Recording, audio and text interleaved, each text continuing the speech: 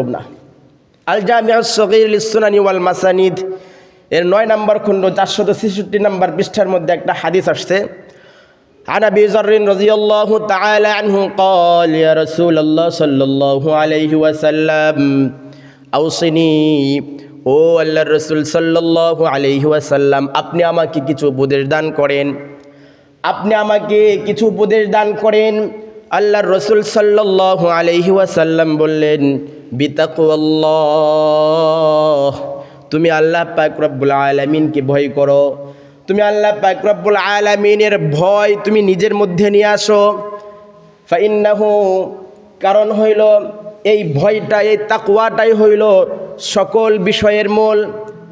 তুমি যদি একটা অন্যায় কাজ করতে চাও, তোমার ভিতরে যদি ভয় থাকে যে আল্লাহ পাক রব্বুল আলামিনের শাস্তির ভয় করছি, আল্লাহ পাক রব্বুল আলামিনের কাল হাসরের ময়দানে জ্বলন্ত অঙ্গারের ভয় করছি, আল্লাহ পাক রব্বুল আলামিনের রক্ত খাবার দিবে আমাকে ওইটার ভয় করছি, আমার সুদ খাওয়া যাবে না, কারো প্রতি অন্যায় করা যাবে না, কোনো মানুষের প্রতি জুলুম করা যাবে না, পাড়া প্রতিবেশীদের হক নষ্ট করা যাবে না, এই ভয় আমার অন্তরের মধ্যে যদি চলে আসে, তাহলে আল্লাহ পাক রব্বুল আলামিনের ভয়ের কারণে আমি ওই অন্যায় কাজটা থেকে দূরে থাকব।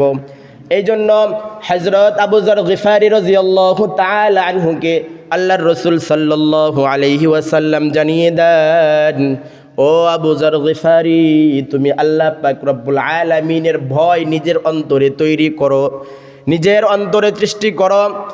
আবু যর গিফারি রাদিয়াল্লাহু তাআলা আনহু এর মন ভরে নাই। তিনি বললেন কুলতু ইয়া রাসূলুল্লাহ জিদনি, আপনি আমাকে আরো কিছু উপদেশ দান করেন।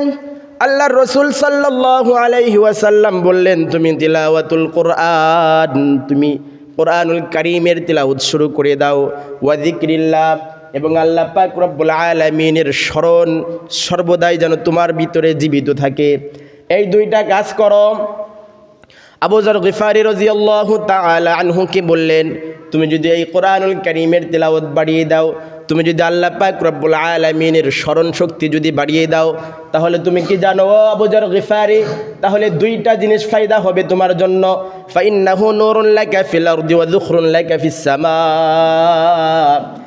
এক নাম্বার ফায়দা হলো আসমানের নিচে জমিনের উপরে তোমার জন্য আল্লাহ পাক রব্বুল আলামিনের পক্ষ থেকে একটি বিশেষ নূরের মাধ্যমে তোমাকে ঘিরে নিবে, তোমাকে বেষ্টন করে নিবে, তোমার উপরে তার রহমতের চাদর দ্বারা তোমাকে আবৃত করে নিবে, তুমি যদি কুরআনুল কারীমের তিলাওয়াত যদি বাড়িয়ে দাও।